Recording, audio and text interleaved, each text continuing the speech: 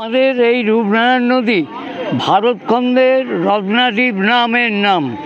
আচ্ছা, এই নদীতে পিতৃতর্পণ এখন আজকের দিনে যে তর্পণটা হচ্ছে পিতার উদ্দেশ্যে এবং মামাবাড়ির যে সব গুরুজনরা আছে তাদের উদ্দেশ্যে এই তর্পণ বিধি।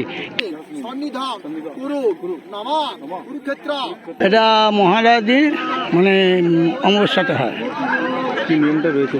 নিয়মটা বলতে এটা বাবা মা যাতে উদ্ধার হয়ে থাকে বা এই আমাদের মনের মধ্যে একটা শান্তি লাভ করে, এই জন্যেই এটা মানা। কত মানুষ এসছে দেখছেন? হ্যাঁ, এখানে প্রায় সকাল থেকে 1000-500 হয়ে গেছে। বলছি জল নেই, সে কারণে কোনো সমস্যা হচ্ছে? জল নিয়ে সমস্যা বলতে প্রথমে জলটা ছিল নি, এই জলটা আসার পর একটু বাড়বে।